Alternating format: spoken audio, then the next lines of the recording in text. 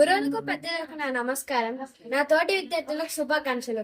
అందరికీ స్వాతంత్ర దినోత్సవ శుభాకాంక్షలు. స్వాతంత్రం, ఇండిపెండెన్స్. స్వాతంత్ర విలువ తెలియాలంటే అది లేని వాడిని అడిగితే తెలుస్తుందని రవీంద్రనాథ్ ఠాగూర్ గారు అంటారు.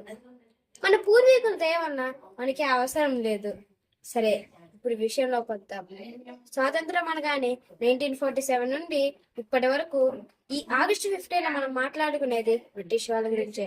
దాదాపు 200 సంవత్సరాల బానిసలుగా చేసుకొని దేశాన్ని ఆక్రమించుకొని దేశ సంపదను మన భారతీయుల మాన మర్యాదలను దోచుకుంటుంటే సొంత దేశంలోనే పరాయి దేశస్తులుగా బిక్కుమంటూ బతుకుతుంటే ఎంతో బాధ వేస్తోంది.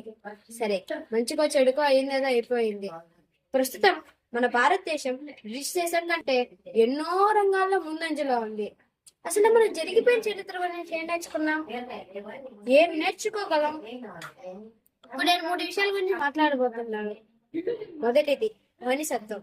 మనం అంటుంటాం బ్రిటిష్ వాళ్ళు మన బానిసలుగా చేసుకొని హింసించారని. ఇప్పుడు మనమంతా భారతీయులే కదా. బానిసత్వం తగ్గిందా? బలం ఉన్నవాడు బలం లేనివాడిని బానిసగానే చూస్తున్నాడు. నీకు బానిసగా ఉండడం ఇష్టం లేకపోతే పక్కవాడిని బానిసగా చూడకూడని అబ్రహం లింకన్ గారు అంటారు. రెండవది ధైర్యం. మనమంతా స్వాతంత్రమే కదా, ఎంతమంది ధైర్యంగా ఉంటున్నారు? క్లాస్ లో డౌట్ అడగాలంటే భయం. టీచర్ ఏమంటుందా, పక్కన ఫ్రెండ్స్ ఏమనుకుంటారా అని.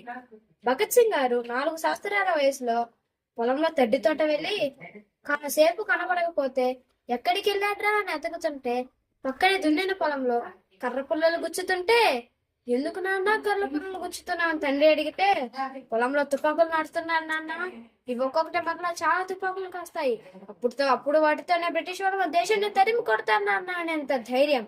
చివరికి అదే ధైర్యంతో నవ్వుతూ ఉడితాన్ని ముద్దు పెట్టుకొని భరతమాత కోసం ప్రాణ త్యాగం చేశాడు. తల్లి భరతమాత, మాకు ఇటువంటి ధైర్యం ప్రసాదించమ్మా.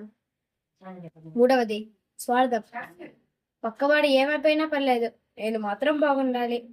సొంత లాభం కొత్త మానుకొని పొరుగువాడికి తోడుపడబోయాడు గురజాడు గారు అంటే సొంత లాభం అనుకునే తర్వాత సంగతి పక్కవాడిది కూడా నాకే కావాలి అనేంత స్వార్థం. గాంధీజీ గారు తుపాకీ తోటలకి ఎందుకు బలయ్యారు? ఇలా ఎంత మంది స్వార్థం లేకుండా ప్రాణ త్యాగం చేస్తే ఈ రోజు మన రొమ్ము విరుచుకొని తల పైకి ఎత్తుకొని మన భారతీయ జెండాకు వందనం చేయగలుగుతాం. ఒకసారి ఆలోచించండి. మార్పు అనేది ముందు మనలో రావాలి. ముఖ్యంగా మన చిన్నపిల్లలు ఇప్పటి నుండే మంచి నడవడికతో దేశం గర్వించే పౌరులుగా ఎదగాలి. ఇక్కడికి విచ్చేసిన తల్లిదండ్రులకు ఉపాధ్యాయులకు నేను కోరేది ఒకటే, మమ్మల్ని పౌరులుగా తీర్చిదిద్దండి. మీకు ఈ దేశానికి ప్రతిష్ట మేము తీసుకొస్తాం. జై హింద్.